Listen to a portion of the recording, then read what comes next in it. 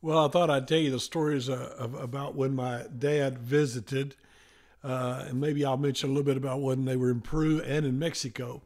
But the first time they came to visit, they came to Mexico because that's where we were. And I will have to say that our parents, both of our parents, were very good about visiting us. Um, Betty's mom and dad were as old as we are right now. When they visited us in Peru and Mexico, they went to Machu Picchu. They went walking up in Cusco in the high places. And I don't even know if I could handle the things they did back then. And I mean, it was just, they were just great parents. And thank the Lord for them, and especially that wonderful woman my in laws raised. Well, my dad was down visiting in Peru or Mexico. And I had language school, so I'd be gone for 4 hours, but then I'd rush home, or maybe I can't remember if he came one of the times, the time when we were in on a break, and so my dad got up on it one morning, and doors were so different in Mexico because the door was locked with a key from the inside and the outside. And the outside gate was locked from the inside and the outside. You couldn't just open a door and walk out. And my dad was always a farmer, and he was always a very early riser.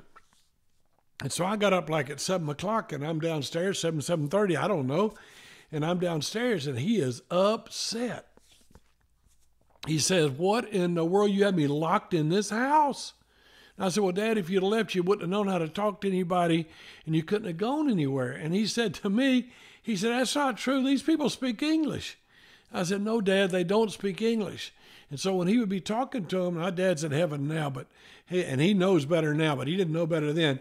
He'd walk up to him and he would speak louder and louder. And he'd tell me, he told me, he said, "I think they're just faking it. They really understand me, but they won't act like they do."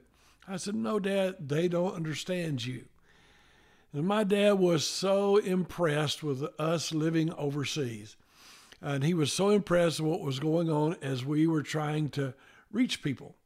We were in, the Peruvians at that time, this is 1988, and people were extremely poor, and it was a really bad time, and terrorism had shaken the country. And my mother and dad were visiting, and one of their favorite people was a guy that has become a missionary out of Peru to another country now.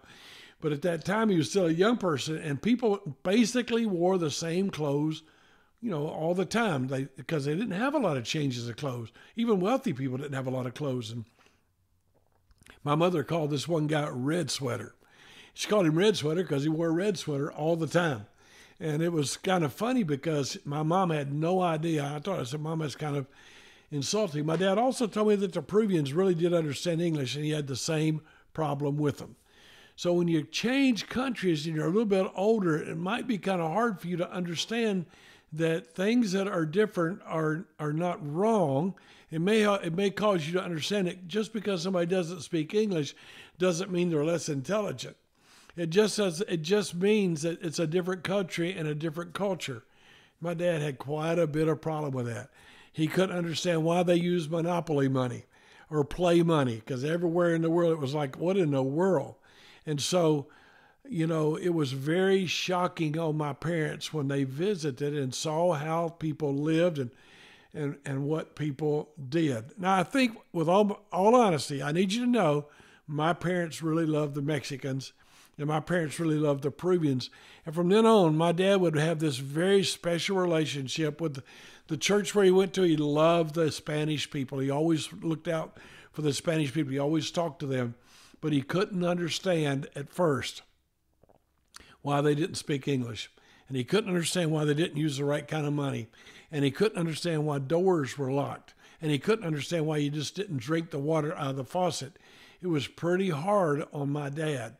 So whenever you become a missionary, if that's what God's leading you to do, you're going to run into what we call culture shock. You're going to cross into another country, another land, and though you may laugh at my dad and you may be thinking how foolish my dad was, you're going to be shocked at how many of you will fall into the same trap because you have no idea what it's like to live where people do things differently. In some countries, they drive on the left side of the road, the wrong side, as we say in America. In some countries, they're going to greet you differently. And so what you want to learn to do is to love people and adapt to them. If you decide that God's leading you into missions, you need to understand your job is to cross into their land and be like them. Do you remember what Jesus did? He became one of them. He moved in and lived with them. And that's what God's calling you to do, to live with the people and be like the people. God bless y'all. Thank you so much for watching. And I hope that you'll subscribe and invite others and give us a like. Thank you.